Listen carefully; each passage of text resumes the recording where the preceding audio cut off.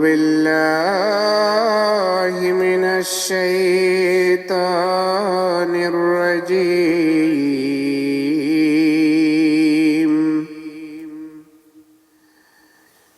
بسم الله الرحمن الرحيم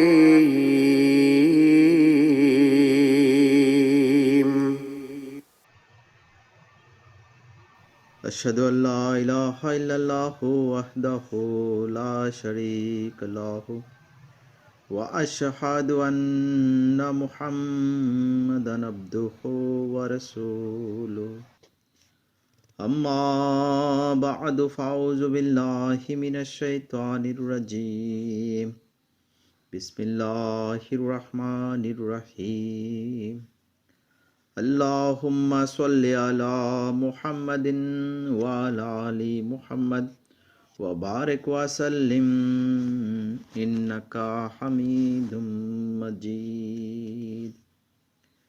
সুধী শ্রোতা মণ্ডলী, সবাইকে আসসালামু আলাইকুম ওয়া রাহমাতুল্লাহি ওয়া বারাকাতুহু।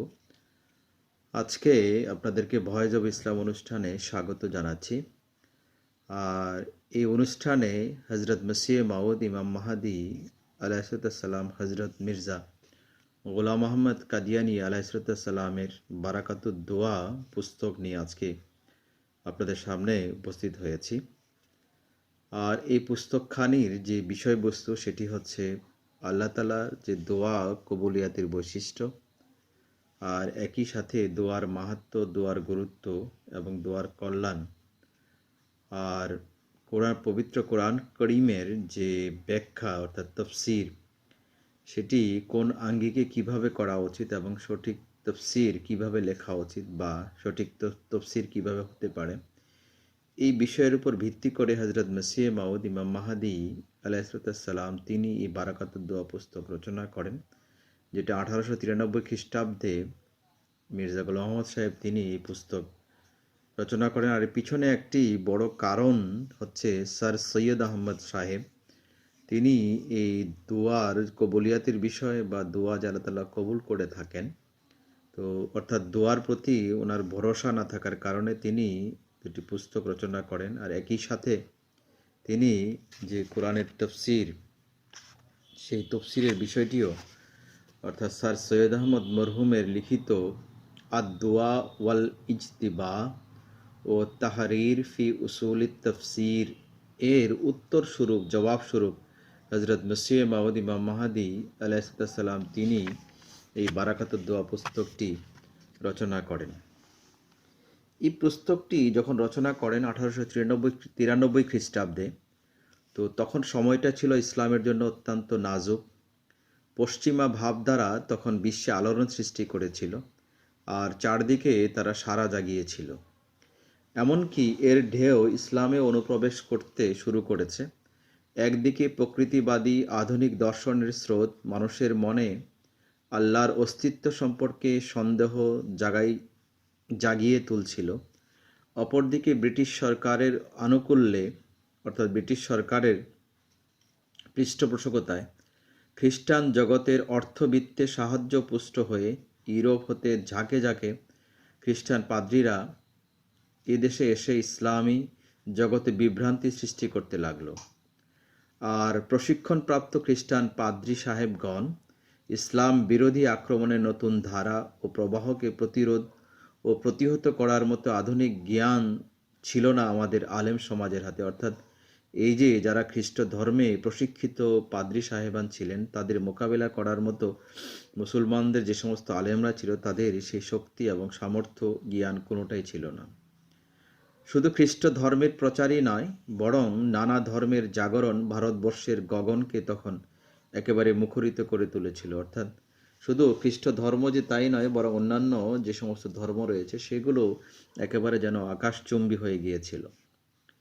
একদিকে খ্রিস্ট ধর্মের ঢেউ এসে তরঙ্গমালার মতো ভারতের বুকে আছড়িয়ে পড়ছিল, আর অন্যদিকে কি মুসলমান, কি হিন্দু, কি শিখ, সব ধর্মের লোকই ভীষণ প্রমাদ গুনছিল, অর্থাৎ তারাও আনন্দিত হচ্ছিল। ধর্মীয় তর্ক বিতর্কে সবাই হার মানছিল, আর প্রশিক্ষণপ্রাপ্ত ঝানু পাদ্রীদের কাছে তখন কারোই দাঁড়াবার আর শক্তি ছিল না। স্বধর্ম রক্ষার জন্য সকলেই ত্রস্ত ব্যস্ত উদ্বিগ্ন হইয়া উঠল। এই মহা সংকটের সময় সমস্ত ভারতে অনেক বড় একটি আলোড়নের সৃষ্টি করে এক মহাপুরুষের আবির্ভাব হয়। আর যিনি পাদ্রীগণকে অর্থাৎ ওই সমস্ত খ্রিস্টান পাদ্রীদেরকে ধর্মীয় যুক্তিতর্কে শুধু হার মানিয়ে ছাড়েননি, বরং খ্রিস্ট ধর্মের অবৈধতা এবং তাদের অসারতাকে তাদেরই ধর্মগ্রন্থাদি হতে এরূপ অকাট্যভাবে প্রমাণ করতে লাগলেন যে পলায়নপর পাদ্রীগণ সেই ময়দান অর্থাৎ ধর্মের সে ময়দান বা ধর্মপ্রচারের সে ময়দান ছাড়তে বাধ্য হলেন। পাদ্রীদের সব শিক্ষা দীক্ষা ও নব্য প্রশিক্ষণ সবই এই মহাপুরুষ, যা ভবিষ্যৎবাণী হজরত রসুল করিম সাল্লাল্লাহু আলাইহি ওয়াসাল্লাম আজ থেকে 1400 বছর পূর্বে করেছিলেন, অর্থাৎ প্রতিশ্রুত ইমাম মাহাদির আগমনের সুসংবাদ দিয়েছিলেন। এই মহাপুরুষের মোকাবেলায় স্রোতের মুখে যেন তারা তৃণসম অর্থাৎ তৃণলতার ন্যায় ভেসে গেলেন। আর এতে মুসলমানরা তো স্বস্তি বোধ করলেনই, অন্যান্য ধর্মাবলম্বীরাও এতে স্বস্তি বোধ করলেন। কেননা সমস্ত ভারতে খ্রিস্টান হওয়ার যে হিড়িক পড়ে গিয়েছিল, ইসলাম প্রতিশ্রুত এই মহা মানবের আবির্ভাবে অর্থাৎ ইসলামে প্রতিষ্ঠিত এই মহা মানবের আবির্ভাবের ফলে তা স্তব্ধ হয়ে গেল। সুতরাং এই সেই মহাপুরুষ, তিনি খ্রিস্ট ধর্মের মোকাবেলায় এই কিতাব লিখেছিলেন এবং তাদের মোকাবেলায় দাঁড়িয়েছিলেন। তো মহানবী সাল্লাল্লাহু আলাইহি সাল্লামের এই অদ্বিতীয় ভক্ত অর্থাৎ এই যে আশিকে রসুল সাল্লাল্লাহু আলাইহি ওয়াসাল্লাম হজরত মির্জা গোলাম আহমদ আলাইহিসসালাম আল্লাহ তাআলার দরবারে মর্মাহত হৃদয়ে দোয়া করে যে লেখরামের অবস্থা জানতে চাইলেন, আল্লাহ তাআলা তাকে জানিয়ে দিলেন যে লেখরাম আগামী 6 বছরের মধ্যে, অর্থাৎ ইনি আর্য সমাজে একজন পণ্ডিত ছিলেন আর তিনি ইসলামের ঘোর শত্রু ছিলেন এবং হজরত রসুল করিম সাল্লাল্লাহু আলাইহি ওয়াসাল্লামকে বাজে ভাষায় গালিগালাজও করতেন। মুসলমানদের ঈদ সংলগ্ন দিনে এই পণ্ডিত লেকরাম আল্লাহ তাআলার ফেরেশতা কর্তৃক নিহত হবে, এমনকি সে যে নিহত হবে এবং তার হত্যার রহস্য কখনো কেউ উদ্ঘাটন করতে পারবে না। আর পরবর্তীতে এই বিষয়টি ঘটেছিল, বাস্তবে তাই ঘটেছিল এবং পাদ্রীরা, হিন্দুরা, খ্রিস্টানরা সবাই মিলে চেষ্টা করেছে, কিন্তু কোনোভাবেই তার মৃত্যুর যে রহস্য সেটি উদ্ঘাটন করতে পারেনি। যারা নতুন পশ্চিমা শিক্ষার অগ্রগামী ছিলেন, তারা নব্য দর্শনাদির সহিত ইসলামের শিক্ষার সামঞ্জস্য ঘটাতে না পেরে আত্মরক্ষামূলকভাবে প্রাচ্য প্রতীচ্যের সংমিশ্রণের দিকে ঝুঁকে পড়লেন। তৎকালীন ভারতবর্ষের স্যার সৈয়দ আহমদ খান প্রমুখ মুসলিম নেতৃবৃন্দ পশ্চিমা ভাবধারার প্রভাবে দোয়া, প্রার্থনা, ওহী ইলহাম, কোরআনের শিক্ষা ইত্যাদি ইসলামী বিষয়াদির নতুন নতুন ব্যাখ্যা দিতে লাগলেন। ইসলামী শিক্ষার অপব্যাখ্যা ও বিকৃতি হজরত মির্জা গোলাম আহমদ আলাইহিসসালামের দৃষ্টি এড়াইল না। তিনি তাই আল্লাহ প্রদত্ত দায়িত্ব কর্তব্য হিসাবে ইসলামের সঠিক শিক্ষাকে সকলের কাছে তুলে ধরার অভিপ্রায় ক্ষুদ্র বৃহৎ প্রায় 90খানি অর্থাৎ ছোট বড় প্রায় 90খানি পুস্তক তিনি রচনা করেন। তো সুধী শ্রোতামণ্ডলী, যারা এই কথাকে শুনছেন বিশেষভাবে, এখানে হজরত মসিহ মাউদ ইমাম মাহাদি আলাইহিসসালাম তিনি তার কিছু যে স্যার সৈয়দ আহমদ, যেটা আমরা পূর্বে আলোচনা করে এসেছি, যে স্যার সৈয়দ আহমদ খান KCSI কর্তৃক রচিত পুস্তিকা আদ-দোয়া ওয়াল ইজতেবা অর্থাৎ দোয়া ও এর কবুলিয়াত এবং তাহরির ফি উসুল তফসির অর্থাৎ তফসিরের নীতিমালা, এই দুটি পুস্তকের জবাব লিখতে গিয়ে তিনি এই বারাকাতুদ দোয়া পুস্তকটি রচনা করেন। সৈয়দ সাহেব উপরে এই যে বর্ণিত পুস্তক যে দুটির দোয়া সম্বন্ধে নিজস্ব ধর্মীয় বিশ্বাস এভাবে প্রকাশ করেছেন যে দোয়া কবুল করার অর্থ এটি নয় যে দোয়াতে যা চাওয়া হয়েছে আক্ষরিকভাবে তাই পাওয়া যাবে, কারণ দোয়ার মধ্যে যা চাওয়া হয়ে থাকে যদি বাস্তবিক সেই বস্তুই কবুল হয়ে যায় তাহলে দুটি অসুবিধার উৎপত্তি হয়। তিনি দুটি কথা বলেছেন যে হাজার হাজার বিনম্র প্রার্থনা যা অতি অসহায় এবং নিরুপায় অবস্থায় করা হয়ে থাকে তা মঞ্জুর হয় না এবং প্রার্থিত বিষয় পূর্ণ হয় না, এ দ্বারা এটি বোঝা যায় যে সেই দোয়া কবুল হয় নাই, অথচ আল্লাহর ওয়াদা রয়েছে যে আল্লাহ তাআলা দোয়া কবুল অর্থাৎ দোয়া কবুল করা হবে। যেসব ঘটনা ঘটবার এবং যেসব ঘটনা না ঘটবার তা পূর্ব হতেই নির্ধারিত রয়েছে।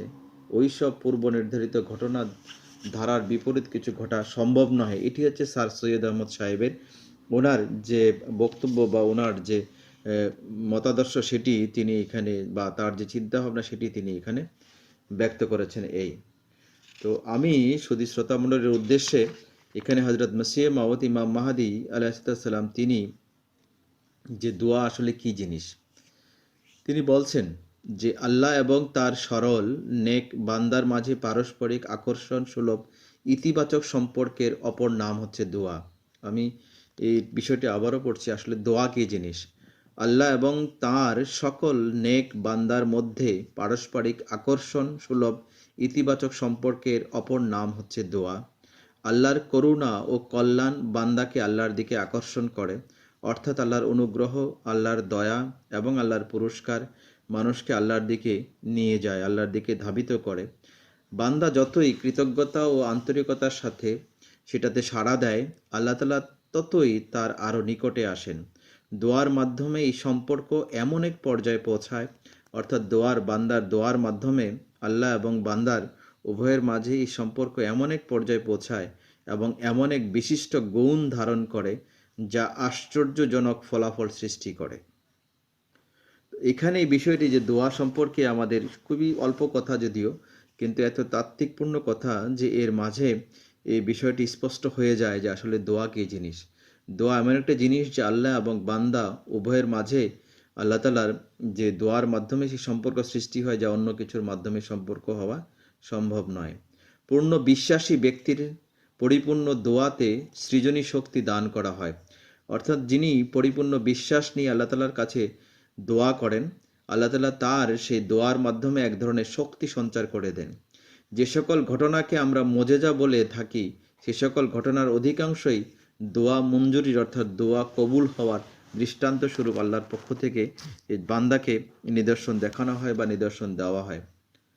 দোয়া সর্বশক্তিমান মহাপ্রতাপান্বিত আল্লাহ তাআলার সার্বভৌম ক্ষমতাকে প্রকাশ করে দেখায়, আর মজেজাগুলি সেটিরই প্রকৃষ্ট উদাহরণ।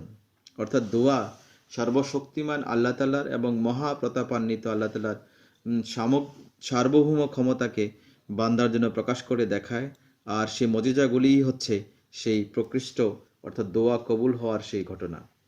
এখানে হজরত মসিহ মাউদ ইমাম মাহাদি ইসলামের একটি বিখ্যাত উদ্ধৃতি রয়েছে। হজরত রসুল করিম সাল্লাল্লাহু আলাইহি সাল্লামের যে দোয়ার ফলে কি বিপ্লব সাধিত হয়েছিল, আমি সেটা হুবহু শুধু শ্রোতামণ্ডলীর উদ্দেশ্যে রাখছি। হজরত মির্জা গোলাম মোহাম্মদ সাহেব ইমাম মাহাদি আলাইহিসসালাম তিনি বলছেন, আরবের মরু প্রান্তরে কি ঘটেছিল? ঘটেছিল আশ্চর্য বিপ্লব, ঘটেছিল আশ্চর্যকে ছাড়িয়ে অত্যাশ্চর্য এক বিপ্লব। একটি জাতি সংখ্যায় কয়েক লক্ষ হবে, যারা নৈতিক ও আধ্যাত্মিকভাবে মৃত ছিল, অল্প দিনের মধ্যে নৈতিক ও আধ্যাত্মিক শক্তিতে মহা বলীয়ান হয়ে উঠল। যারা বংশ পরম্পরায় দুর্নীতিপরায়ণ ও কলুষিত হৃদয় ছিল, তারা পবিত্র চরিত্রের অধিকারী হয়ে গেল। অন্ধ ব্যক্তি দেখিতে লাগলো, অর্থাৎ যারা আধ্যাত্মিকভাবে অন্ধ তারা দেখিতে লাগলো।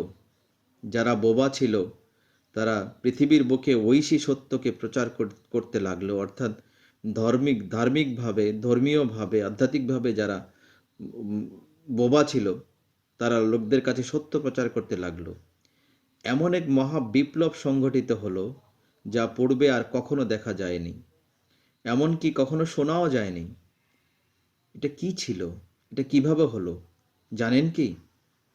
কেবল দোয়ার বলে। হ্যাঁ, এটি কেবল দোয়ার মাধ্যমেই সম্পাদিত হয়েছে। এক ব্যক্তি অর্থাৎ হজরত মোহাম্মদ মুস্তফা সাল্লাল্লাহু আলাইহি ওয়াসাল্লাম, যিনি আল্লাহ তাআলার খাতিরে, যিনি আল্লাহ তাআলার জন্য নিজেকে সম্পূর্ণ বিলীন করে দিয়েছিলেন, তার দোয়ার বলেই এটি সম্পাদিত হয়েছে। দোয়া তো তিনি দিবানিশিই করতেন, অর্থাৎ অহরাত্রই তিনি দোয়া করতেন, কিন্তু তিনি নিঝুম নিস্তব্ধ গভীর রাতে নীরবে আল্লাহ তাআলার কাছে দোয়া করতেন। বিশেষভাবে সেই দোয়ার ফলেই এটি ঘটেছিল, এই অলৌকিক মহা বিপ্লব সাধিত হয়েছিল। এমন মহা পরিবর্তন আসলো যা এই নিঃসঙ্গ ও নিরক্ষর ব্যক্তির দ্বারা সংগঠিত বলে কখনো ধারণাই করা যায় না। যে কেউ পরিবর্তন সাধনকে অসম্ভব মনে করতে বাধ্য, কিন্তু তথাপি আর সেটি সংগঠিত হয়েছিল। হ্যাঁ, আল্লাহ তাআলা তার আত্মাকে আশীর্বাদ করো, তার প্রতি শান্তি বর্ষণ করো, অর্থাৎ হযরত মুহাম্মদ মুস্তাফা সাল্লাল্লাহু আলাইহি সাল্লামের প্রতি, তার প্রতি ও তার উম্মতের প্রতি এত বেশি বেশি পরিমাণ আশীষ বর্ষণ করো যত বেশি বেশি পরিমাণ ছিল তার উম্মতের জন্য তার উদ্বেগ, ভালোবাসা ও তার চিন্তা, আর যত বেশি পরিমাণে ছিল উম্মতের ভবিষ্যৎ সম্বন্ধে তার ভয়। হে মহাপ্রতিপালক, কিয়ামত পর্যন্ত তার উপর তোমার বরকত ও অনুগ্রহ রাজি অবিরাম বর্ষণ করতে থাকো। হযরত মসিহ মাউদ আলাইহিসসালাম তিনি বলছেন যে আমার নিজের অভিজ্ঞতায় আমি দেখেছি যে আগুন বা পানি হতে দোয়া অধিকতর দ্রুততা ও শক্তির সহিত কাজ করে।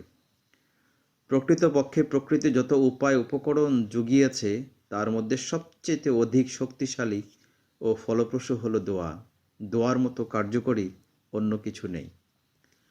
যদি একথা বলা হয় যে দোয়া তো বিফলও হয়, অকার্যকর এবং অফলপ্রসূও হয়ে থাকে, সেই ক্ষেত্রে আমার উত্তর হলো যে ঔষধের বেলায়ও তো এরকম হয়। ঔষধ আদি কি মৃত্যুর দ্বার বন্ধ করতে পেরেছে? এটি অসম্ভব নহে যে ঔষধে অনেক সময় ক্রিয়া করে না। এটি সত্ত্বেও তো ঔষধের ক্রিয়াশক্তির এবং গুণাগুণকে কেউ অস্বীকার করবেন কি?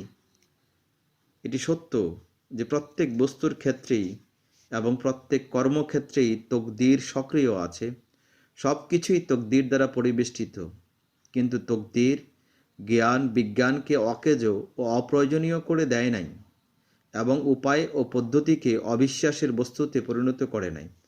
সুতরাং যেভাবে যদি ঔষধ কখনো কখনো অনেক সময় কাজ করে না, কিন্তু এটার মানে তো এই না যে ওষুধকে কি কেউ অস্বীকার করছে বা ওষুধকে কেউ অস্বীকার করে না কার্য না করার পরেও। আল্লাহ তাআলা যেখানে দোয়া কবুল করার ইচ্ছা রাখেন সেখানে আল্লাহ তাআলা অবশ্যই দোয়া কবুল হওয়ার প্রয়োজনীয় অবস্থাগুলিরও একত্র সমাবেশ ঘটিয়ে থাকেন। সুতরাং দোয়া কবুলিয়াতের বিষয়টি একান্তই বান্দার আন্তরিকতা, ভালোবাসা, নিষ্ঠা এবং পূর্ণ বিশ্বাসের সাথে সম্পর্কিত। যদি বান্দা নিষ্ঠা, আন্তরিকতা এবং ভালোবাসার সাথে দোয়া করে তাহলে আল্লাহ তাআলা, অর্থাৎ পূর্ণ বিশ্বাসের সাথে দোয়া করে তাহলে আল্লাহ তাআলা সেই বান্দার দোয়া কবুলিয়াতের জন্য যত উপায় উপকরণ রয়েছে সমস্ত উপায় উপকরণকে আল্লাহ তাআলা একত্রে সন্নিবেশিত করে দেন এবং সেই দোয়াকে আল্লাহ তাআলা কবুল করেন। এরপরে হযরত মসিহ মাউদ ইমাম মাহদী আলাইহিসসালাম তিনি তার এই বারাকাতুদ দোয়া পুস্তকের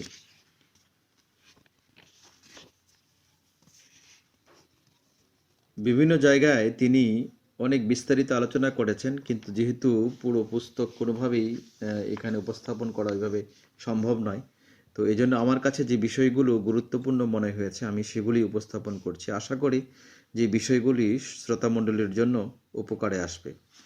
হযরত ইমাম মাহদী ইসলাম এই স্থানে বলছেন যে মনে রাখা দরকার, বিনয় ও কাতরতাই একমাত্র শর্ত নহে, অর্থাৎ দোয়া করার জন্য কেবলমাত্র বিনয় এবং কাতরতা একমাত্র শর্ত নহে, বরং অন্যান্য আরও অনেক শর্ত রয়েছে। যেমন কেউ যদি বিনয় আর শুধু কাতরতার সাথে দোয়া করে তাহলেই তার দোয়া কবুল করা হবে, এটি যথেষ্ট নয়, বরং আরও অনেক শর্ত রয়েছে। যেমন তার মাঝে ধর্মভীরুতা থাকতে হবে, অর্থাৎ তাকে ধার্মিক হতে হবে, তার মাঝে পবিত্রতা থাকতে হবে। যদি অপবিত্র অবস্থায় কেউ দোয়া করে সে যত বিনয় এবং কাতরতার সাথেই দোয়া করুক না কেন সেটি আল্লাহ তাআলার কাছে গ্রহণীয় হতে পারে না। এজন্য দোয়া কবুলিয়াতের জন্য বিনয় এবং কাতরতার সাথে, অর্থাৎ ধার্মিকতা থাকতে হবে, পবিত্রতা থাকতে হবে, সত্যবাদিতা থাকতে হবে, সংশয়াতীত অটল বিশ্বাস অর্থাৎ আল্লাহ তাআলার প্রতি দৃঢ় বিশ্বাস স্থাপন করতে হবে, খোদা প্রেম থাকতে হবে, একাগ্রচিত্ততা ও গভীর অভিনিবেশ ইত্যাদি থাকা আবশ্যকীয়। যদি এই বিষয়গুলো কারো মাঝে পাওয়া যায়, যদি এই বিষয়গুলি কারো মাঝে থাকে, তাহলেই কেবলমাত্র আল্লাহ তাআলা এমন ব্যক্তির দোয়াকে কবুল করে থাকেন। অনেক সময় আমরা দুর্বলতা বশত এটি বলে বসি যে আমার দোয়া তো কবুল হয় নাই, বা আমার দোয়া তো কবুল হচ্ছে না। সুতরাং তাহলে মনে রাখতে হবে যে এই যে কয়েকটি শর্ত এখানে উপস্থাপন করা হচ্ছে দোয়া কবুলিয়াতের জন্য, যদি এই বিষয়গুলোকে আমরা দৃষ্টিপটে রাখি এবং এই অনুযায়ী যদি আমরা দোয়া করি, তাহলে অবশ্যই আল্লাহ তাআলা বান্দার সেই দোয়াকে কবুল করবেন।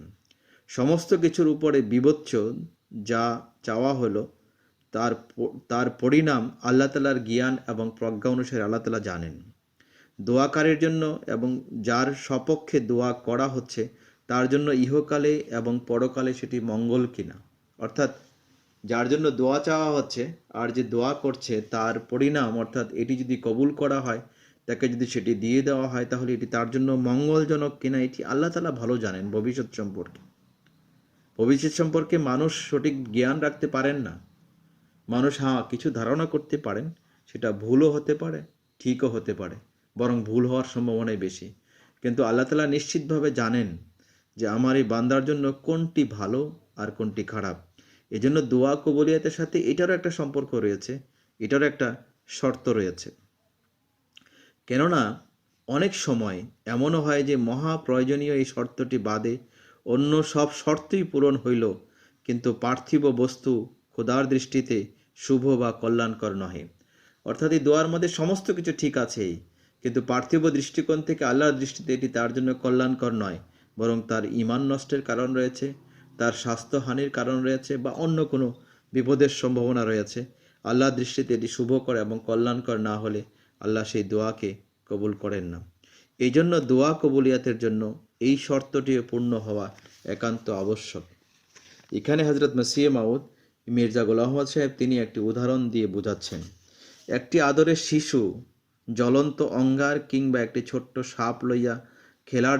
সাপ নিয়ে খেলার জন্য যত চিৎকারই করুক না কেন, আর যত কাকতি মিনতি বিনয়ের সাথেই চাক না কেন, সেটি নেওয়ার জন্য সে তার পিতার কাছে বা মাতার কাছে বা কোনো বয়োজ্যেষ্ঠ আত্মীয়র কাছে সেটি সে চেয়ে নিক না কেন বা যাচনা করুক না কেন, অথবা সুবর্ণ বিষ পান করার জন্য জেদই করুক না কেন, মা কি তার সন্তানকে সেটি দিবে?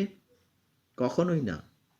বাচ্চার কাছে এগুলি যত আকর্ষণীয় হোক না কেন, মনে করুন মা যদি এরূপ করিয়াই বসে, অর্থাৎ মা যদি তাকে এই কাজটি করেই বসে, অর্থাৎ তার চাওয়ার প্রেক্ষিতে যদি তাকে এই ক্ষতিকর জিনিসগুলো দিয়েই বসে, আর শারীরিকভাবে যদি কোনো ক্ষতি নিয়ে সেই সন্তান বেঁচে যায়, তাহলে সেই শিশু বড় হয়ে মায়ের বোকামির জন্য মায়ের বিরুদ্ধে অনুযোগ করতে থাকবে যে তুমি তো জানতে যে এটি আমার জন্য ক্ষতিকর, তাহলে তুমি কেন আমাকে এই কাজ সম্পাদন করতে দিয়েছ? তাহলে কেন তুমি আমাকে এই সুযোগ করে দিয়েছ? সুতরাং সে যখন বড় হয়ে জানতে পারবে, তখন সে অবশ্যই তার মায়ের বিরুদ্ধে অভিযোগ করতে আরম্ভ করে দেবে। দোয়াকে সত্যিকারের দোয়ায় রূপান্তরিত করার জন্য আরও কতগুলি শর্ত পূরণ হওয়া প্রয়োজন, যার সাথে আধ্যাত্মিক শক্তি সংযোজিত হওয়া বিশেষভাবে আবশ্যক। এই সমস্ত শর্ত দোয়ার পূর্ব শর্ত, যা পূরণ না করলে দোয়া সত্যিকারের অর্থে দোয়া হয় না। যিনি দোয়া করেন এবং যার জন্য দোয়া করা হয়, তাদের উভয়ের কতটা ব্যক্তিগত যোগ্যতা থাকাও দরকার, যা দোয়াকে গ্রহণযোগ্য করে তুলতে পারে। অর্থাৎ যারা দোয়া করছেন, উভয়ের মাঝে ব্যক্তিগত যোগ্যতা যেটা, সেটিও গ্রহণযোগ্যতার দোয়া, অর্থাৎ দোয়া গ্রহণযোগ্য হওয়ার যে যোগ্যতা, সেটিও থাকা আবশ্যক। যে পর্যন্ত এই উপযুক্ততা অর্জিত না হয়, সেই পর্যন্ত দোয়া কবুল হওয়ার আশা করা যায় না। আর এই সব কিছুরই উপরে রয়েছে আল্লাহ তাআলার ইচ্ছা। সুতরাং বান্দা যদি আন্তরিকতা এবং নিষ্ঠার সাথে দোয়া করে, তো আল্লাহ তাআলা অবশ্যই তার সেই দোয়াকে শ্রবণ করেন এবং তার সেই দোয়াকে কবুলও করেন। এই কারণে দোয়ার জন্য একটি শর্ত হচ্ছে যে বান্দা অবশ্যই তার মাঝে নিষ্ঠা এবং আন্তরিকতা থাকতে হবে, এবং আল্লাহ তাআলার প্রতি তার দৃঢ় বিশ্বাস থাকতে হবে, অগাধ বিশ্বাস থাকতে হবে। তাহলেই তার দোয়া আল্লাহ তাআলার ইচ্ছায় কবুল হওয়ার সম্ভাবনা আছে। আর এই সব কিছুর উপরে রয়েছে আল্লাহ তাআলার ইচ্ছা। আল্লাহর ইচ্ছা দোয়া কবুলের সপক্ষে না হলে শর্তসমূহের একত্র সমাবেশও ঘটবে না। এমনও হয় যে যারা দোয়া করেন তারা নিজেরাই দোয়ার বিষয়ে ইচ্ছা ও সংকল্পে অটল থাকতে ব্যর্থ, অর্থাৎ এক্কা দোক্কা দোয়া করে নিয়েছি, এরপরে আর এর উপরে দীর্ঘ সময় থাকার বা এর মধ্যে প্রতিষ্ঠিত থাকতে পারেন না, বরং তারা সেখান থেকে দূরে চলে যান। হজরত মসিহ মাউদ ইমাম মাহিদ ইসলাম বলেন যে সৈয়দ সাহেব অর্থাৎ যে এই যে যার প্রেক্ষাপটে এই পুস্তক লেখা হচ্ছে, স্যার সৈয়দ আহমদ খান সাহেব বলছেন যে সৈয়দ আহমদ সাহেব যেভাবে বলেন যে ইহকালে দোয়া কার্যকরী হয় না বা দোয়া দ্বারা কোনো লাভ হয় না, অর্থাৎ তিনি তার দোয়া ইজতেবা যে পুস্তক রচনা করেছেন সেখানে তিনি কথা বলছেন যে ইহকালে দোয়া কার্যকরী হয় না। সৈয়দ সাহেব বলছেন যে ইহকালে দোয়া কার্যকরী হয় না বা দোয়া দ্বারা কোনো লাভও হয় না, বরং যা পূর্ব নির্ধারিত আছে ইহজগতে কেবল সেটি ঘটবে। হজরত মসিহ মাউদ ইমাম মাহদি ইসলাম বলেন, তাহলে পরকালের মঙ্গলের জন্য দোয়া করাও নিষ্ফল ও অকার্যকরী তো থাকবে। সুতরাং যদি সৈয়দ সাহেবের এই কথাকে যদি সঠিক ধরে নেওয়া হয়, তাহলে এর মানে হলো যে পরকালের জন্যও তো দোয়া করার কোনো প্রশ্নই আসে না। তাহলে আল্লাহ তাআলা যেটা নির্ধারণ করে রেখেছেন সেটাই তো রয়ে গেছে, ঠিকঠাক হয়ে যাবে। সে যতই দোয়া করুক না কেন, যতই আল্লাহ তাআলার কাছে কামনা বাসনা করুক না কেন, সেটি তো আর আর গ্রহণীয় হবে না, সেটি তো নিষ্ফল এবং অকার্যকরী থাকবে। কোনো ফলোদয় অর্থাৎ কোনো ফল দিতে পারবে না, বা কোনো পুরস্কার বা কোনো শাস্তির কোনো বিষয়ই থাকবে না। এমত অবস্থায় পরকালে পরিত্রাণ লাভের জন্য দোয়া করা হবে সমানভাবে নিরর্থক, সৈয়দ সাহেবের কথা অনুযায়ী। সুতরাং যদি এই অবস্থা সৃষ্টি হয়, তাহলে সৈয়দ সাহেবের কথা অনুযায়ী পরকালের মুক্তির জন্য যে দোয়া করা সেটি একেবারে নিরর্থক হবে। এটি কখনো হতে পারে না। এটি না কোনো মুসলমান মানতে পারেন, না এটি মানার কোনো বিষয় রয়েছে। এই ছিল মোটামুটি দোয়া সংক্রান্ত বিষয়, যে যদি বান্দা চায় তাহলে আল্লাহ তাআলা অবশ্যই, আল্লাহ তাআলা যেখানে ঘোষণা দিয়েছেন উনি আস্তাজিব লাকুম, অর্থাৎ তোমরা আমার কাছে দোয়া করো, প্রার্থনা করো, আমি তোমাদের প্রার্থনার জবাব দিই। প্রার্থনার অনেকগুলো বিষয় রয়েছে, দোয়ার সাথে যে শর্তসমূহ রয়েছে সেগুলো মনে রাখা দরকার। আজকে পৃথিবীতে যদি কোনো বিপ্লব সাধিত হয়, আজকে যদি কেউ কোনো বিপ্লব সাধন করতে চায়, তাহলে সেটি কেবলমাত্র দোয়ার দ্বারাই সম্ভব। আমরা হযরত রাসূল করিম সাল্লাল্লাহু আলাইহি ওয়াসাল্লামের জীবদ্দশায় দেখতে পাই, বদরের যুদ্ধে তিনি দোয়া করেছিলেন, আর আল্লাহ তাআলা মাত্র 313 জন নিরস্ত্র অসহায় মুসলমানদেরকে 1000, কাফেরদের 1000 সৈন্যের অস্ত্রে সুসজ্জিত 1000 সৈন্যের মোকাবেলায় বিজয় দান করেছিলেন। সেটি কি শুধু মুসলমানদের সেই বাহ্যিক দৃষ্টিকোণ থেকে তাদের কাছে না ছিল অস্ত্র, না ছিল যুদ্ধে পারদর্শী, অর্থাৎ তারা সেখানে নিষ্পেষিত এবং শেষ হয়ে যাওয়ার কথা, ধ্বংস হয়ে যাওয়ার কথা। কিন্তু হযরত রাসূল করিম সাল্লাল্লাহু আলাইহি ওয়াসাল্লাম তিনি আল্লাহ তাআলার কাছে দোয়া করেছিলেন, আর এই দোয়ার ফলে যে হে আল্লাহ, আজকে যদি তোমার এই ছোট্ট বাহিনী এরা যদি পৃথিবী থেকে নিশ্চিহ্ন হয়ে যায়, তাহলে তোমার ইবাদত কে করবে পৃথিবীতে? তৌহিদের প্রচার এবং প্রসার, তৌহিদ কিভাবে প্রতিষ্ঠিত হবে? এই কারণে আল্লাহ তাআলা হযরত রাসূল করিম সাল্লাল্লাহু আলাইহি সাল্লামের সেই আন্তরিকতা, ভালোবাসা এবং দৃঢ় বিশ্বাসপূর্ণ দোয়ার বদৌলতে আল্লাহ তাআলা হযরত রাসূল করিম সাল্লাল্লাহু আলাইহি সাল্লামকে সেই ছোট্ট মুসলমানদের দল সত্ত্বেও তাদেরকে বিজয় দান করেছিলেন। সুতরাং হে স্যার সৈয়দ সাহেব, যিনি এই কথা লিখেছেন, সৈয়দ আহমদ সাহেব, মনে রাখেন যে হযরত রাসূল করিম সাল্লাল্লাহু আলাইহি সাল্লামের প্রতিটি জীবনের প্রতিটি মুহূর্তে দোয়ার কবুলিয়াতের দৃষ্টান্ত আমরা দেখতে পাই। ইসলামের যে বিজয়, ইসলামের যে মাহাত্ম্য, ইসলামের যে প্রচার এবং প্রসার সেটি দেখতে পাই, সেটি ছিল হযরত রাসূল করিম সাল্লাল্লাহু আলাইহি সাল্লামের দোয়ার বদৌলতে।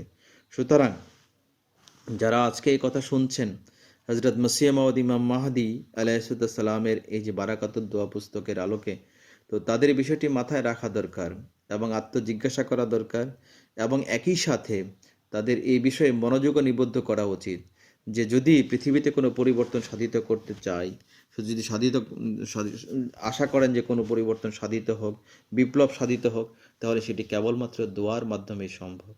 আজকাল যে দাজ্জালিয়াতের যে ফিতনা এবং খ্রিস্ট ধর্মের যে অসারতা, খ্রিস্ট ধর্মের যে পৃথিবীতে যে জয় জয়কার, বড় সংখ্যা খ্রিস্ট ধর্ম রয়েছে, তাদেরকে প্রতিহত করার একমাত্র মাধ্যম বাহ্যিকভাবে কোনো অস্ত্রশস্ত্র নিয়ে তাদের মোকাবেলা করা একেবারে অসম্ভব। কিন্তু একমাত্র সম্ভব সেটি হচ্ছে দোয়ার মাধ্যমে।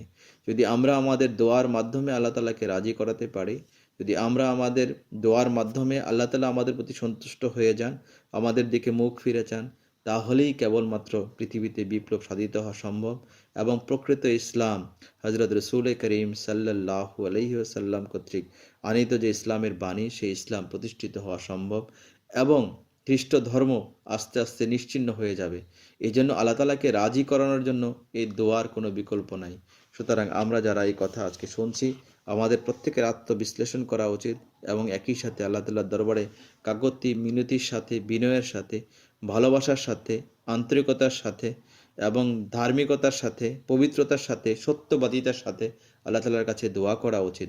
যদি আল্লাহ তাআলার দরবারে আমরা প্রকৃত অর্থে সিজদা অবনত হতে পারি, সমস্ত শর্তকে পূর্ণ করে যদি সিজদা অবনত হই, তাহলেই কেবলমাত্র আমাদের সেই দোয়া আল্লাহ তাআলার দরবারে গৃহীত হতে পারে এবং পৃথিবীতে একটি বিপুল এবং ব্যাপক একটি বড় বিপ্লব সাধন করতে পারে। সুতরাং এই জন্য এই বিষয়টি আমাদের মাথায় রাখা উচিত। আল্লাহ তাআলা আমাদের সবাইকে প্রকৃত অর্থে দোয়া করার, যে দোয়া করলে আল্লাহ তাআলা কবুল করবেন, সেই শর্ত সাপেক্ষে দোয়া করার সৌভাগ্য আল্লাহ তাআলা আমাদেরকে দান করুন। শুধু শ্রোতামণ্ডলী, স্যার সৈয়দ সাহেবের দ্বিতীয় পুস্তক তাহরির ফি উসুলিত তফসির, তফসিরের নীতিমালা, আর তার পুস্তক দোয়া ওয়াল ইজতেবা, দোয়া ও তার কবুলিয়াত, এর একদম বিপরীত হচ্ছে যে তাহরির ফি উসুলিত তফসির, তফসিরের যে নীতিমালা, এটি একেবারে দোয়া ওয়াল ইজতিবা, দোয়া ও ওহার কবুলিয়াতে পুস্তকের একদম বিপরীত। আর এতই বিপরীত যে মনে হয় যেন তিনি নেশাগ্রস্ত অবস্থায় পুস্তিকা দুটি লিখেছেন, অর্থাৎ একটির সাথে আরেকটির কোনো মিলই নাই। একেবারে একটির বিশ্বাস একরকম, তার একটির বিশ্বাস অন্যরকম। কবুলিয়াতে দোয়া সম্বন্ধে রচনায় তিনি তাকদীরের উপর ভিত্তি করে রেখেছিলেন, অর্থাৎ তকদিরের উপরই তার ছিল মূল ভিত্তি। আর কার্যসিদ্ধির জন্য উপায় উপকরণ যে কাজে আসে তাও তিনি এই ক্ষেত্রে মানতে নারাজ ছিলেন। উপকরণকে অগ্রাহ্য করার কারণেই দোয়া কবুল হওয়াকেও তিনি অস্বীকার করেছিলেন। দোয়া উদ্দেশ্য সাধনের বিশিষ্ট উপায়, এর কার্যকারিতা লক্ষাধিক নারী ও কোটি কোটি ওলি আল্লাহ স্বীয় অভিজ্ঞতায় দেখেছেন। নবীগণ, এখানে এই বিষয়টি প্রণিধানযোগ্য এবং এই বিষয়ে বিশেষ করে স্মরণ রাখা উচিত, মনোযোগ দেওয়া উচিত যে নবীগণ যে মহা অস্ত্র ধারণ করে সহস্র প্রকারের বাধা বিপত্তিকে, অর্থাৎ হাজার হাজার বাধা বিপত্তিকে অতিক্রম করেছেন, তা দোয়া ছাড়া আর কিছু ছিল কি? এটার আলোচনা আমরা পূর্বে করে এসেছি। এই সত্ত্বেও সৈয়দ আহমদ সাহেব এই দোয়াকে অস্বীকার করেন, কেননা তিনি দোয়ার ক্ষেত্রে তকদিরকে সমূহ প্রাধান্য দিয়েছেন। এখানে সৈয়দ আব্দুল কাদের জিলানী রহমতুল্লাহ আলাইহে এর পুস্তক হতে একটি উদ্ধৃতি আছে যে তিনি যে আরবির, শুধু বাংলাটা আমি পড়ে দিচ্ছি, আপনি আল্লাহর প্রিয় হতে চান তাহলে নিশ্চিতভাবে, আব্দুল কাদের জিলানী সাহেব লিখছেন যে আপনি আল্লাহর প্রিয় হতে চান তাহলে নিশ্চিতভাবে জেনে রাখুন আপনার হাত, পা, জিহবা, চক্ষু, আপনার সমস্ত দেহ ও সত্তা এবং এর প্রতিটি অঙ্গ প্রত্যঙ্গ মূর্তি হিসাবে বিশেষ বাধাস্বরূপ পথ রোধ করে রাখে। অন্যান্য বস্তু এই রাস্তার প্রতিবন্ধক হয়, যেমন আপনার পুত্র, কন্যা, আপনার স্ত্রী, যা কিছুই আপনি প্রিয় মনে করেন, ধন সম্পদ, জাগতিক মান সম্মান, নাম ধাম ও প্রসিদ্ধি, দুনিয়ার অর্থাৎ পৃথিবীর সম্পর্কাদি ও উপায় উপকরণের প্রতি গুরুত্ব আরোপ, আপনার বন্ধু জায়েদ বা বকর, যাদের উপর আপনি বিশ্বাস রাখতে পারেন, আপনার শত্রু খালেদ বা ওলিদ, যাদেরকে আপনি ভয় করেন, তারাও আপনার উপাস্য স্বরূপ। এই পথে প্রতিবন্ধকতা সৃষ্টিকারী এই মূর্তিগুলির প্রতি ভ্রুক্ষেপও করবেন না। এইগুলির কোনোটাকে অতিরিক্ত মূল্য দিবেন না। এগুলোর কোনো কিছু নিয়ে লিপ্ত থাকবেন না। শরীয়তের বিধান এগুলির যে স্থান নির্ধারণ করেছে ও দৃষ্টান্ত দিয়ে বুঝিয়েছে এবং ধার্মিক লোকদের আচরণে এইরূপ দেখা গেছে, ততটুকু স্থানই তাদের স্থান দান করুন, এর বেশি নয়। যদি আপনি সেটি করেন তবেই আপনি প্রবাদ বাক্যের লাল গন্ধকে, অর্থাৎ পরশ পাথরে পরিণত হবেন, অর্থাৎ অতি সাধারণ বস্তুকে মহামূল্যবান বস্তুতে রূপান্তরিত করতে সক্ষম হবেন।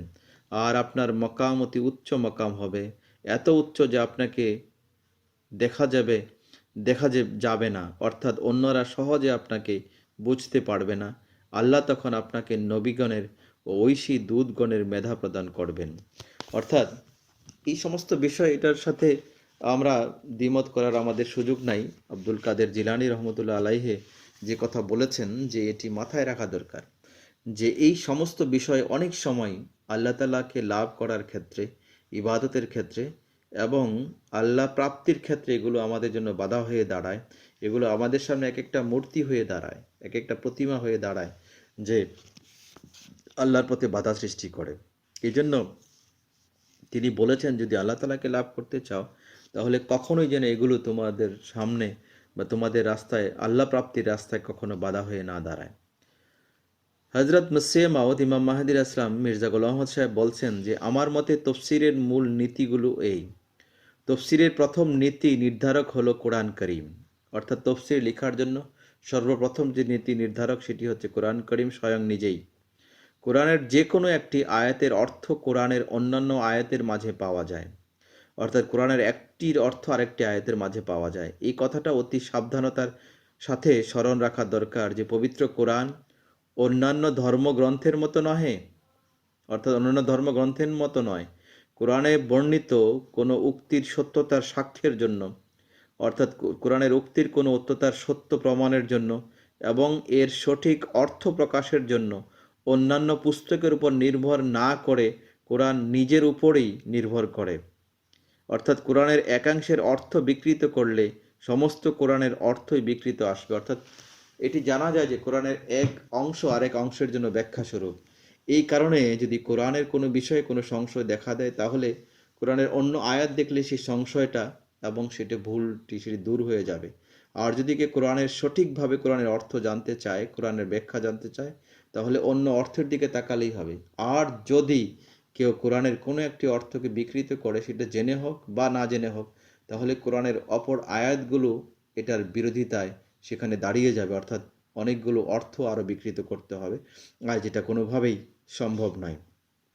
তফসিরের দ্বিতীয় নীতি হিসাবে হযরত মুসিহ মাউদ মির্জা সাহেব বলছেন যে, পবিত্র রসুল সাল্লাল্লাহু আলাইহি ওয়াসাল্লাম যে ব্যাখ্যা দিয়েছেন বলে সঠিকভাবে জানা যায়, সেটাই হচ্ছে ঠিক। কেননা কোরআন করিমকে সবচাইতে অধিক হযরত রসুল, আমাদের প্রিয় নবী হযরত মুহাম্মদ মুস্তাফা সাল্লাল্লাহু আলাইহি সাল্লাম, তিনি সবচেয়ে বেশি জানতেন। এবং নবী করিম সাল্লাল্লাহু আলাইহি সাল্লাম, এটাকে কে সন্দেহ করতে পারে যে নবী করিম সাল্লাল্লাহু আলাইহি সাল্লাম কোরআনকে সবচেয়ে বেশি জানতেন না? এটা কি কেউ বলতে পারে? এটা কেউ বলতে পারে না। যে অর্থ রসুলুল্লাহ সাল্লাল্লাহু আলাইহি ওয়াসাল্লাম সঠিক বলে গ্রহণ করেছেন বলে প্রমাণ পাওয়া যায়, বিনা দ্বিধায় ও বিনা বাক্যে এবং বিনা সংশয়ে সেই অর্থ গ্রহণ করা প্রত্যেক মুসলমানের উচিত। তৃতীয় নীতি হলো, পবিত্র রসুল সাল্লাল্লাহু আলাইহি ওয়াসাল্লামের সাহাবীগণ বিষয়টির কি অর্থ করেছেন সেদিকে দৃষ্টি দেওয়া উচিত। সাহাবীগণ রসুলুল্লাহ সাল্লাল্লাহু আলাইহি ওয়াসাল্লামের কাছ হতে সরাসরি আধ্যাত্মিক জ্যোতি লাভ করেছিলেন। যে আধ্যাত্মিক অন্তর্দৃষ্টি বিতরণের জন্য নবী করিম সাল্লাল্লাহু আলাইহি ওয়াসাল্লাম এসেছিলেন, তা গ্রহণ করার জন্য তারাই ছিলেন প্রথম সারিতে। তারাই আল্লাহ তাআলার বিশেষ অনুগ্রহভাজন ছিলেন। বরং তাদের জীবনযাপন পদ্ধতি সম্পূর্ণ কোরআন সম্মত ছিল। অর্থাৎ সাহাবাগণের জীবনযাপন পদ্ধতি সম্পূর্ণ কোরআন সম্মত ছিল। কোরআনের প্রতিটি অংশ তাদের কাজকর্মে প্রতিফলিত হতো। চতুর্থ নীতি হিসাবে হযরত মির্জা সাহেব তিনি বর্ণনা করেন যে, তেলাওয়াতকারী অর্থাৎ পাঠকের পবিত্র পরিশ্রুত বিবেক যে কোনো অংশের ব্যাখ্যা এবং তাৎপর্য বুঝতে হলে তাকে ভালোভাবে পরীক্ষা ও নিরীক্ষা করতে হবে বিবেকের সাহায্যে। কেননা কোরআন এবং পরিশ্রুত বিবেকের মধ্যে এক অনন্য সাধারণ ঘনিষ্ঠতা রয়েছে। যেমন আল্লাহ তাআলা বলছেন যে, লা ইয়ামুসসুহু ইল্লাল মুতাহহারুন। অর্থাৎ কেউ স্পর্শ করতে পারে না এই পবিত্র কালাম কোরআনকে, যদি সে নিজে পুত পবিত্র না হয়। 56 নম্বর সূরার 80 নম্বর আয়াতে এই আয়াতটি বর্ণিত হয়েছে। কেননা পবিত্র কোরআনের সত্যগুলি কেবল তাদেরই নিকট আত্মপ্রকাশ করে থাকে যারা পবিত্র হৃদয় নিয়ে এটা বোঝার চেষ্টা করেন। আল্লাহ তাআলা আরও বলেন যে, অর্থাৎ ব্যক্তিগত মতের ভিত্তিতে কৃত অর্থ যদি কেউ করে, তাহলে এরূপভাবে অর্থ করতে হযরত রসূল করিম সাল্লাল্লাহু আলাইহি সাল্লাম তাকে বারণ করেছেন এবং বলেছেন, যে ব্যক্তি কেবল নিজের মতামতের উপর ভিত্তি করে কোরআনের তফসির করে, সে নিজে এটি নিয়ে সন্তুষ্ট হলেও সে কদর্থই করিয়াছে, অর্থাৎ সে মন্দ কাজই করেছে, বৃথা কাজই করেছে এবং পাপের কাজ করেছে, দোষের কাজ করেছে। হযরত মির্জা সাহেব তিনি পঞ্চম নীতি তফসিরের যে নীতি নির্ধারণ সেটি তিনি বলেন যে পবিত্র কোরআনের ভাষা হচ্ছে আরবি, আর আরবগণ যেভাবে সেই ভাষা ব্যবহার করতেন এই নীতির উপর খুব বেশি জোর দেওয়া, অর্থাৎ বলছেন যে কোরআনের মাঝেই অর্থ বুঝবার চাবিকাঠি সন্নিবিষ্ট রয়েছে। অর্থাৎ পবিত্র কোরআনের ভাষা আরবি, আর আরবগণ যেভাবে সেই ভাষা ব্যবহার করতেন কোরআনের মাঝেই অর্থ বুঝবার চাবিকাঠি সন্নিবিষ্ট রয়েছে। সময় সময়ে ভাষার ব্যবহারিক জ্ঞান পবিত্র কোরআনের গোপন অর্থ দৃষ্টিপথে এনে দেয়। এতে গুপ্ত তত্ত্ব আবিষ্কার করা সম্ভব হতে পারে। অর্থাৎ যদি কেউ তফসির লিখতে চায় তাহলে তফসিরের নীতির মধ্যে আরবি সম্পর্কে তার ভালো জ্ঞান থাকা এটি আবশ্যকীয় বিষয়। এর ফলে কখনো কখনো যে গোপন অর্থ রহস্য যেটি রয়েছে কোরআনের সেটি তার সামনে স্পষ্ট হতে থাকে। ষষ্ঠ নীতি নির্ধারক হলো প্রকৃতির বিধান। বাহ্য জগতের নিয়ম কানুন ও আত্মিক জগতের বিধিমালার মধ্যে নিকটতম সামঞ্জস্য ও সামন্তরালতা বিদ্যমান রয়েছে, তাই এটাকে একটা অপরটাকে বুঝতে সাহায্য করে। আর সপ্তম নীতি নির্ণয়ক হলো আধ্যাত্মিক অভিজ্ঞতা, অর্থাৎ ওলি আল্লাহগণের ওহি ইলহাম এবং মুহাদ্দাসগণের দিব্য দর্শন। আল্লাহর নিকট হতে যারা সংবাদাদি সহ বাক্যালাপের সৌভাগ্য প্রাপ্ত হন তাদেরকে মুহাদ্দাস বলা হয়। অর্থাৎ আল্লাহ তাআলার সাথে যাদের সম্পর্ক স্থাপিত হয়ে যায় এবং আল্লাহর পক্ষ থেকে যারা দিক নির্দেশনা পান এবং আল্লাহর সাথে যারা বাক্যালাপের সৌভাগ্য লাভ করেন তাদেরকে মুহাদ্দাস বলা হয়। এই নির্ণয় কি সর্বাপেক্ষা অধিক প্রামাণিক এবং চূড়ান্ত। অর্থাৎ যারা এই পর্যায়ে পৌঁছাবে, অর্থাৎ এই যে শেষ নীতি, এটি আল্লাহর পক্ষ থেকে যে জ্ঞান লাভ করবে সেটি কখনো বৃথা হতে পারে না, সেটি কখনো স্ববিরোধী হতে পারে না, সেটি কখনো ভুলও হতে পারে না। আর এটি প্রামাণিক এবং চূড়ান্ত সিদ্ধান্ত যে আল্লাহ তাআলা তাকে শিখিয়েছেন। সৈয়দ সাহেব ওহি ইলহামকে তেমন সম্মানের চোখে দেখেন না বলে তিনি তার কিতাবে লিপিবদ্ধ করেছেন। তা একজন নবীর প্রাপ্তই হোক, অর্থাৎ একজন নবীর প্রাপ্তই হোক আর একজন ওলি আল্লাহর প্রাপ্তই হোক না কেন, ওহি ইলহাম সেটিকে তিনি সেরকম সম্মানের চোখে দেখেন না। তার মতে সর্বপ্রকারের ওহি ইলহাম মানব প্রকৃতির মেজাজ ও প্রবণতার অংশ বিশেষ। তাই তার এই মত বিশেষের উপর এখানে কিছু বলা কর্তব্য, অর্থাৎ হযরত মসিহ ইসলাম বলছেন যে তার এই মতের উপরে কিছু বলা আমি এখানে কর্তব্য মনে করছি।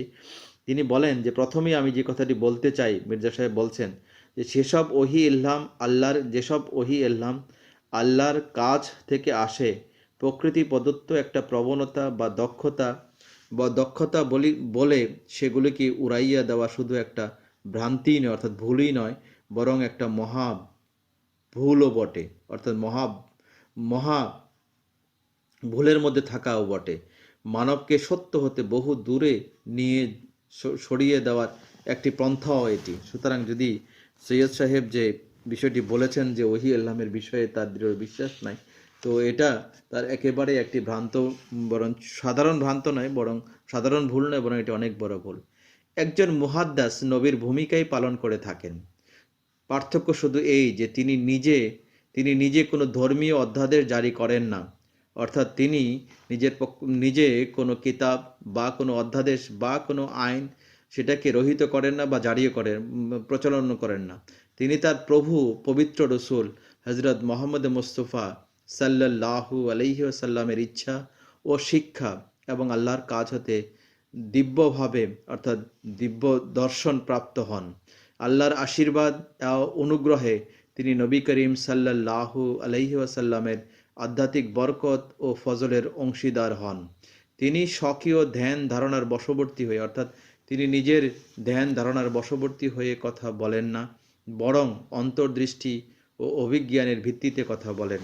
এখানে হযরত মির্জা সাহেব তিনি মুহাদ্দাসের কথা বলছেন যে একজন মুহাদ্দাস তিনি নবীর ভূমিকায় পালন করে থাকেন, কিন্তু শুধু নবীর সাথে তার পার্থক্য হচ্ছে এটুক যে তিনি কোনো ধর্মীয় যে অধ্যাদেশ বা আইন কানুন বা শরীয়ত সেটিকে তিনি জারি করেন না, প্রচলন করেন না, বরং আল্লাহ তাআলার পবিত্র প্রভু এবং রসুল করিম সাল্লাল্লাহু আলাইহি ওয়াসাল্লামের ইচ্ছা ও শিক্ষাকে তিনি প্রাপ্ত সেটিকে প্রচার করেন।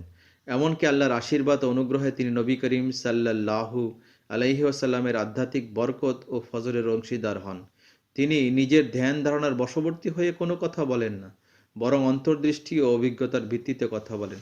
যদি হজরত মির্জা সাহেবের এই কথাটিকে যদি কেউ নিরপেক্ষ দৃষ্টিকোণ থেকে এবং যদি কোনো হিংসা বিদ্বেষ না রেখে চিন্তা করেন, তাহলে হজরত মির্জা সাহেব সম্পর্কে তার ধারণা পরিষ্কার হবে এবং সে বুঝবে যে আসলে এই ব্যক্তি কখনোই তিনি হজরত রসুল করিম সাল্লাল্লাহু আলাইহি সাল্লামের বিরুদ্ধে কোনো কথা বলেননি।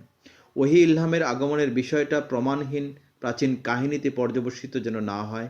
এ কথা মোটেই সত্য নহে যে প্রাচীনকালের নবীরা সব গত হয়ে গিয়েছেন আর তাদের পরে তাদের উত্তরাধিকার রূপে কেউই আর আসবেন না।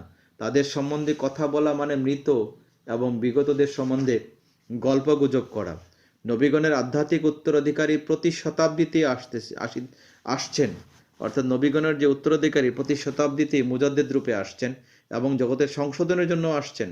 এই খাকসারা অর্থাৎ বলছেন হজরত মির্জা সাহেব বলছেন যে আমিও সেই রূপে একজন। এই শতাব্দীতে আল্লাহ তাআলার পক্ষ থেকে আমি এসেছি এবং আল্লাহ তাআলা আমাকে আবির্ভূত করেছেন। আল্লাহ তাআলা আমাকে সংস্কার রূপে পাঠিয়েছেন। আমাদের সময়ের মুসলমানগণের বিশ্বাস এবং চিন্তায় যেসব বিভ্রান্তি ও ভুল অনুপ্রবেশ করেছে সেগুলোকে শুদ্ধ এবং সংশোধন করা এবং দূরীভূত করা হচ্ছে আমার কাজ, অন্য কিছুই না।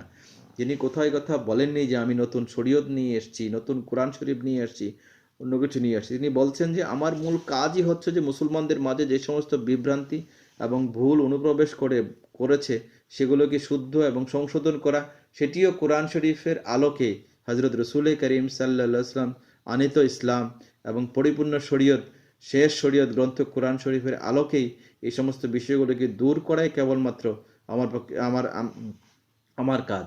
এই মারাত্মক ভুলগুলি সংশোধন আল্লাহ তাআলার বিশেষ অনুগ্রহ ব্যতী রেখে কোনোভাবেই সম্ভব ছিল না। অর্থাৎ যদি আল্লাহ তাআলা অনুগ্রহ না করেন তাহলে এটি কোনোভাবেই আমার পক্ষেও সম্ভব নয়।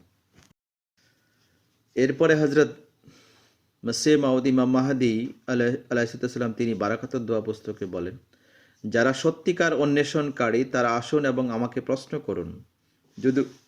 যদি এরূপ কেউ থাকেন যারা আল্লাহ তাআলাকে ও তার পবিত্র রসুল সাল্লাল্লাহু আলাইহি সাল্লামকে ভালোবাসেন, সে ভালোবাসা যত ক্ষীণই হোক না কেন, তারা আসুন, পরীক্ষা করুন এবং নিরীক্ষণ করুন।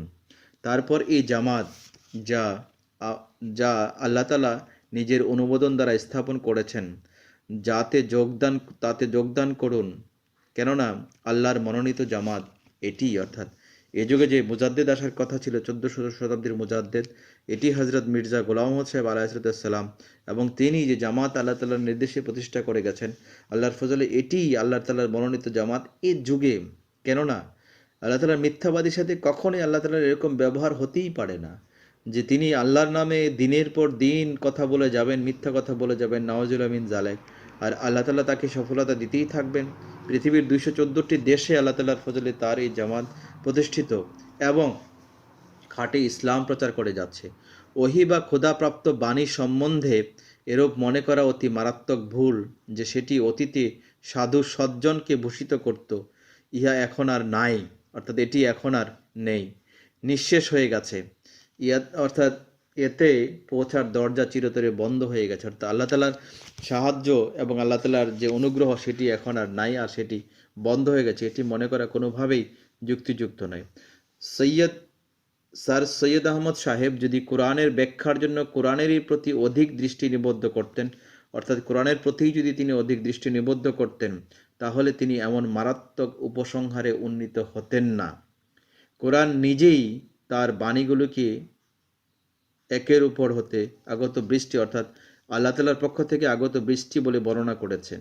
পৃথিবী হতে উদ্ভূত বলিয়া কখনো বলা হয় না, অর্থাৎ এটি আল্লাহ তাআলার পক্ষ থেকে আগত একটি ঐশী বাণী। সুতরাং এই কোরআনের যে বিষয় সেটি কোনোভাবেই এটাতে ভুল মনে করার বা সন্দেহ মনে করার কোনো বিষয়ই নাই। আমি পবিত্র মনে মহিমান্বিত আল্লাহ তাআলার নামে শপথ করে বলছি, সূর্যের কিরণ যেভাবে এসে দেওয়ালে পতিত হয়, আল্লাহ তাআলার ওহী তেমনিভাবে মানুষের হৃদয়ের উপর এসে পতিত হয়। এটা আমার নিত্যদিনের অভিজ্ঞতা। এরপরে হজরত মির্জা সাহেব আরও বলছেন যে বলছেন যে আল্লাহ তাআলা সম্বন্ধে সৈয়দ সাহেবের ধারণার ব্যাপারে এইটুকু বলে বলাকেই যথেষ্ট হবে যে তিনি মনে করেন যে চূড়ান্ত প্রকৃত নিয়ামক আল্লাহ সৃষ্ট জীবের কার্যাবলীর উপর সার্বভৌমত্ব রাখেন না এবং তাদের কাজে হস্তক্ষেপ করার কোনো ক্ষমতাও রাখেন না। সৈয়দ সাহেব মনে করেন না যে প্রত্যেক বিষয় ও বস্তুর উপর ক্ষমতাবান খোদার ক্ষমতা থাকা উচিত। হ্যাঁ, পূর্ণ ক্ষমতা থাকা উচিত। সমস্ত সৃষ্ট জীবের সর্বপ্রকার কার্যে যে কোনো সময়ে যে কোনোভাবে বাধা প্রদানের বা হস্তক্ষেপের ক্ষমতা না থাকলে এটিকে ক্ষমতা বা প্রভুত্ব বলা চলে না। আল্লাহ তাআলার ক্ষমতা তো সর্বময় এবং অসীম ক্ষমতার অধিকারী তিনিই তো সকলের সৃষ্টিকর্তা। সৃষ্টি কথাটির মধ্যেই তো এই বিষয় নিহিত আছে যে স্রষ্টার অশেষত্বের অনুপাতে তিনি অসীম ক্ষমতা নিজ হাতে রেখেছেন, যাতে সৃষ্ট বস্তুর জীবনে অবাধে হস্তক্ষেপ করতে পারেন এবং যাতে এই কথা বলা যেতে পারে যে আল্লাহ হিসাবে তার ক্ষমতা এখন আর নেই, তামাদি হয়ে গেছে, এটি কি কখনো বলা যেতে পারে? এটি কখনো কেউ বলতে পারে না। আর্য হিন্দুদের ধারণা অন্যরকম। তাদের ধারণা হচ্ছে যে ঈশ্বর আত্মাসমূহের সৃষ্টিকর্তা নহেন, অর্থাৎ আর্য এবং হিন্দুরা এটি ধারণা করেন যে ঈশ্বর আত্মাসমূহের সৃষ্টিকর্তা নহেন, সকল অণু পরমাণুরও নহেন। আল্লাহ না করুন, হযরত মসিহ মাউদ ইমাম মাহদী ইসলাম বলছেন, আল্লাহ না করুন, এই কথাকে যদি সত্য মনে করা হয় তাহলে সেইরূপ ঈশ্বরত্ব কোনো কিছুতে হস্তক্ষেপ করবার অধিকার হয়তো বঞ্চিত, অর্থাৎ সেরূপ খোদা কখনো কোনো কিছু হস্তক্ষেপ করতে পারেন না। কিন্তু ইসলামের আল্লাহ, ইসলামের খোদা সেরকম নহেন, অর্থাৎ যেরকম আর্য এবং হিন্দুরা মনে করেন, এমনকি স্যার সৈয়দ সাহেবও মনে করেন। ইসলামের আল্লাহ তো অপরিসীম ক্ষমতার অধিকারী। তিনি অণু পরমাণুর সৃষ্টিকারী, আত্মাসমূহের সৃষ্টিকারী, সকল জীবের ও সকল জগতের সৃষ্টিকারী। তার ক্ষমতার সীমা সম্বন্ধে প্রশ্ন উঠলে উত্তরে এটা বলাই যথেষ্ট যে সর্বপ্রকারের সৃষ্টির উপর সর্বময় ক্ষমতা একমাত্র আল্লাহ তাআলা রাখেন। সুতরাং স্যার সৈয়দ সাহেব আপনি যেটা বলছেন যে আল্লাহ তাআলা একবার সৃষ্টি করে দিয়েছেন আর এটাকে নির্ধারিত করে দিয়েছেন আর এরপরে আল্লাহ তাআলা সেখানে আর কোনো হস্তক্ষেপ করবেন না, সুতরাং দোয়া হোক বা অন্য কিছুই হোক কোনোভাবেই সেটাকে আর পরিবর্তন বা পরিবর্ধন করা যাবে না। এটা একেবারে ভুল জিনিস, অর্থাৎ আল্লাহ তাআলা আর কখনো হস্তক্ষেপ করবেন না, এটা ভুল জিনিস। এটা হিন্দু এবং আর্যদের এবং অন্যদের বিশ্বাস। এটা কখনোই মুসলমানের খোদা, তিনি সর্বময় ক্ষমতার অধিকারী। তিনি যে কোনো সময় যে কোনো বিষয়ের বান্দার যে কোনো বিষয়ের উপর আল্লাহ তাআলা হস্তক্ষেপ করতে পারেন এবং সেটাকে রহিত করতে পারেন, বাধাও দিতে পারেন এবং অন্য কিছু ঘটিয়ে দিতে পারেন। আমরা এই বিশ্বাসী যে আল্লাহ তাআলা যে আদিকাল থেকে যেমন আছেন, আল্লাহ তাআলা আজও এরকম চিরস্থায়ী এবং চিরঞ্জীবভাবে সেভাবেই আছেন। যখন তারা তার কাছে দোয়ার জন্য হাত উঠাবে তখন তারা এই আশায় ভরপুর হয়ে হাত উঠাবে যে তাদের দোয়া আল্লাহর করুণা হতে বঞ্চিত হবে না। তারা তখন আনন্দ সহকারে আল্লাহ তাআলার কাছে দোয়া করবে এবং প্রার্থনার মধ্যে স্বাদ ও আনন্দ পাবে। আমরা আমাদের আল্লাহর কাছ হতে কি চাই? এতটুকুই যে তিনি যেন আমাদের প্রার্থনা শুনেন, অর্থাৎ বান্দার আল্লাহ তাআলার কাছে কি চাওয়ার আছে? কে চায় না? প্রত্যেক মুসলমান চায়। আল্লাহর প্রতি বিশ্বাসকারী প্রত্যেকে এটি চায় যে আমরা আল্লাহ তাআলার কাছে কেবল এতটুকুই চাই যে যে তিনি যেন আমাদের প্রার্থনা শুনেন এবং আমাদের ডাকে যেন সাড়া দেন এবং তার অস্তিত্ব সম্পর্কে নিজেই আমাদেরকে অবহিত করেন। এরপরে হযরত মসিহ মাউদ ইমাম মাহদী আলাইহিসসালাম তিনি তার এই বারাকাতুদ দোয়া পুস্তকের শেষের দিকে এসে দোয়া কবুলিয়াতের দৃষ্টান্ত উপস্থাপন করতে বলে, যেটা আমরা পণ্ডিত লেখরামের কথা বলে এসেছি, যিনি ইসলামের চরম শত্রু ছিলেন। আর তিনি হযরত মসিহ মাউদ ইমাম মাহদী আলাইহিসসালাম আল্লাহ তাআলার কাছে দোয়া করেছেন এবং আল্লাহর পক্ষ থেকে সংবাদ পেয়ে তিনি ভবিষ্যৎবাণী করেছিলেন এবং সেই অনুযায়ী পণ্ডিত লেখরাম এই পৃথিবী থেকে বিদায় নেন। তিনি এই বইয়ের একেবারে শেষ মুহূর্তে লিখছেন, আমি পণ্ডিত লেখরাম সম্পর্কে হযরত মসিহ মাউদ ইসলাম শেষে যে কথাটি বলেছেন সেটিও শুধু শ্রোতামণ্ডলীর উদ্দেশ্যে বলে দিচ্ছি। 2 এপ্রিল 1883 খ্রিস্টাব্দ মোতাবেক 14ই রমজান 1310 হিজরি ভোরে আমি অর্ধ নিদ্রায় ছিলাম। আমি নিজেকে একটি বৃহৎ গৃহে কয়েকজন বন্ধুর সহিত বসা অবস্থায় দেখলাম। হঠাৎ একজন ভীতি উদ্দীপক দৃষ্টিকারী বৃহদাকৃতির লোক উপস্থিত হলো। আমি চোখ তুলে দেখলাম সে এক অদ্ভুত আকৃতির অদ্ভুত প্রকৃতির জীব। তাকে মানুষ মনে হলো না, বরং সাংঘাতিক কঠোর ও কঠিন ফেরেশতা বলে মনে হলো। তার প্রতি দৃষ্টিপাত করা মাত্র হৃদয়ে ভীতির সঞ্চার হয়। আমি তাকে পুরাপুরি দেখে নেবার পূর্বেই সে আমাকে জিজ্ঞাসা করল, লেকরাম কোথায়? সাথে সাথে আরেকজনের নাম নিয়ে বলল, অমুক কোথায়? তখন আমি বুঝতে পারলাম লেকরাম এবং অপর ব্যক্তিকে শাস্তি দানের জন্য তাকে নিযুক্ত করা হয়েছে। এখন আমার স্মরণ নেই অপর ব্যক্তিকে, তবে এটুকু মনে পড়ে যে সে সেই দলেরই অপর এক ব্যক্তি যাকে আমি বিজ্ঞাপনে, অর্থাৎ মুসা ইসলাম বলছেন যে যাকে আমি বিজ্ঞাপনে উল্লেখ করেছিলাম। সেই দিনটি ছিল রবিবার, সময় ভোর 4টা। সব প্রশংসা আল্লাহ তাআলা। এবং পণ্ডিত লেকরামকে সেই জাগত ব্যক্তি তিনি তাকে ধ্বংস করে দেন এবং তাকে যে হত্যা করেন, এরপরে আর সেটির কোনো হদিসও খুঁজে পাওয়া যায় না এবং সেই রহস্য উদ্ঘাটিত হয় না। হজরত মসিহ মাউদ ইমাম মাহাদি আলাইহিসসালাম তিনি পুস্তকের একেবারে শেষ অংশে বলেন, পরম করুণাময় দয়াশীল আল্লাহর নামে আরম্ভ করছি। আমরা তার প্রশংসা করি এবং নবী করিম সাল্লাল্লাহু আলাইহি ওয়াসাল্লামের উপর আল্লাহর আশীর্বাদ কামনা করি। হে ইসলামের নেতৃবৃন্দ, আল্লাহ আপনাদের হৃদয়কে অন্যদের তুলনায় অধিক নরম করে দিন, যাতে আপনারা এই সৎ কাজে সাহায্য করতে এগিয়ে আসতে পারেন। আল্লাহ তাআলার প্রিয় ধর্মের এই দুর্দিনে যাতে আপনারা ইহার সেবক হতে পারেন। আমার অতি জরুরি কথা বলবার আছে। আল্লাহর প্রতি কর্তব্য হিসেবে আমি এই কথাগুলো বলছি। আমার বলবার বিষয় এই যে, আল্লাহ তাআলা 14 শতাব্দী হিজরির প্রারম্ভে ইসলাম ধর্মকে পুনরুজ্জীবিত সমুন্নত করার জন্য আমাকে ইমাম মাহাদি এবং মসিহ মাউদ রূপে পাঠিয়েছেন। এই সমস্যা সংকুল সময়ে কুরআনের সৌন্দর্য, মাহাত্ম্য এবং পুত পবিত্র মহানবী সাল্লাল্লাহু আলাইহি ওয়াসাল্লামের মহানুভবতা দৃষ্টান্ত বর্ণনা করা আমার উপর আবশ্যক কর্তব্য হিসাবে বর্তিয়েছে। আমার কর্তব্যের মধ্যে এটিও বর্তায় যে আল্লাহ প্রদত্ত অন্তর্দৃষ্টি ও আশীর্বাদ এবং খোদার বিশেষ জ্ঞান ও নির্দেশনাবলী প্রদর্শন করে ইসলামের শত্রুগণের শত্রুতাকে প্রতিহত করি। এই কাজে আমি গত 10 বৎসর যাবৎ নিয়োজিত আছি। ইসলামের সত্য প্রচারের এই বহুমুখী কাজের জন্য অর্থের প্রয়োজন। তাই আমি মনে করি যে আল্লাহ তাআলার পবিত্র নবী সাল্লাল্লাহু আলাইহি সাল্লামের মাহাত্ম্য প্রচারের পথে যেসব বাধাবিঘ্ন রয়েছে তা আপনাদেরকে অবহিত করি। আমি আল্লাহর পক্ষ হতে প্রতিশ্রুতি পেয়েছি, ধনী লোক এমনকি বাদশাহগণও আমার এই জামাতে শামিল হবেন। তিনি আমাকে ইলহাম দ্বারা জানিয়েছেন যে আমি তোমাকে আশিসের পর আশিস দান করব, এত বেশি যে বাদশাহগণ তোমার কাপড় হতে ওর আশীর্বাদ চাবেন, অর্থাৎ কল্যাণ অন্বেষণ করবেন। আল্লাহর এই প্রতিশ্রুতির উপর ভরসা করে আমি ধনী, অর্থশালী ও প্রতিপত্তিশালী ব্যক্তিগণের কাছে আবেদন করলাম যাতে আমার মিশনের কাজে সাহায্য করার জন্য তারা এগিয়ে আসেন। এরপরে বলছেন, পরিশেষে আমি প্রতিটি মুসলমানের কাছে একটি উপদেশ বাণী পৌঁছে দিতে চাই। উঠো, ইসলামের জন্য জাগ্রত হও। ইসলাম এখন বিপদাপন্ন, ভীষণভাবে বিপদাপন্ন। সাহায্য নিয়ে এগিয়ে আসো। বর্তমানে ইসলাম তোমার সাহায্যের মুখাপেক্ষী। আমি কেন এই কথা বলছি?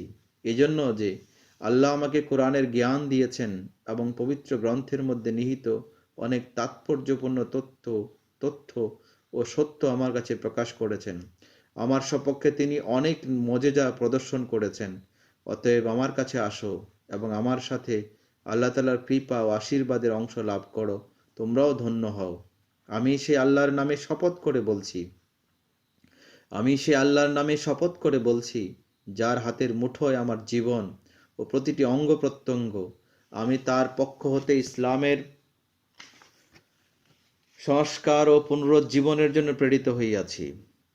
যারাই আল্লাহর পক্ষ হতে এসেছেন তারা সকলেই সমসাময়িক অজ্ঞ আলেম নামধারীগণের বিরোধিতার সম্মুখীন হয়েছেন। এটাও হযরত মির্জা গোলাম আহমদ সাহেবের সত্যতার একটি অনেক বড় নিদর্শন। যারাই আল্লাহ তাআলার পক্ষ থেকে এসেছেন তখনকার সময়ের সমসাময়িক অজ্ঞ আলেমরা নামধারী আলেমগণের বিরোধিতার সম্মুখীন হয়েছেন। অবশেষে তাকে তার কাজের মাধ্যমেই চিনা যায় এবং আবিষ্কারও করা হয়। তিক্ত ফলের গাছে কখনো সুমিষ্ট ফল ধরে না। সেইরূপ যে আল্লাহর পক্ষ হতে আসে না, আল্লাহর অনুগ্রহ রাজি কখনো তার উপর বর্ষিত হয় না। এটিও একটি বড় প্রমাণ। যদি আল্লাহর পক্ষ থেকে কেউ আগমন না করে তাহলে আল্লাহর পক্ষ থেকে অনুগ্রহ রাজি কখনো তার উপর বর্ষিত হতে পারে না। সকল নেয়ামত আল্লাহ তাআলার অনুগৃহীতদের জন্যই, অর্থাৎ যারা আল্লাহ তাআলার অনুগ্রহকারী, যারা আল্লাহ তাআলার পক্ষ থেকে আগমনকারী, তাদের উপরেই কেবল অনুগ্রহ হতে পারে। হে মানব, হে মানব সকল, ইসলাম বড় দুর্বল হয়ে পড়েছে। শত্রুরা ইসলামকে চতুর্দিক হতে ঘিরে রেখেছে। ইসলামের বিরুদ্ধে অসংখ্য ধরনের আপত্তি ও সমালোচনার ঝড় উঠছে। এরূপ আপত্তির সংখ্যা ৩,০০০-এর মতো হবে। তাই তোমার সাহায্য দ্বারা তোমার ঈমানের পরিচয় দাও এবং আল্লাহর মনোনীত মণ্ডলীতে যোগদান করো। হযরত মসিহ মাউদ ইমাম মাহদী আসলাম তিনি তার বারাকাতুদ্দোয়া পুস্তকে সমস্ত মুসলমানদেরকে এবং মানব মণ্ডলীদেরকে চিন্তার খোরাক দিয়েছেন। শুধু শ্রোতামণ্ডলী যারা এই ভয়েস অব ইসলাম অনুষ্ঠান শুনছেন, আশা করি আপনাদের কাছে এই বিষয়টি ভালো লাগবে। আর আমরা ইনশাল্লাহ আপনাদের জন্য নিয়মিতভাবে এই ধরনের অনুষ্ঠান নিয়ে হাজির হব। আজকের মতো এখানেই বিদায় নিচ্ছি। আল্লাহ তাআলা আমাদের সবাইকে সঠিক অর্থে দোয়া করার এবং আল্লাহ তাআলার প্রিয় বান্দা হওয়ার এবং আল্লাহ তাআলার প্রিয় বান্দাদের অন্তর্ভুক্ত হওয়ার সৌভাগ্য আল্লাহ তাআলা আমাদেরকে দান করুন। ওয়া আখিরু দাওয়ানা আনিল হামদুলিল্লাহি রাব্বিল আলামিন। আল্লাহুম্মা সাল্লি আলা মুহাম্মাদিন ওয়া আলা আলি মুহাম্মাদ ওয়া বারিক ওয়া সাল্লিম ইন্নাকা হামিদুম মাজিদ।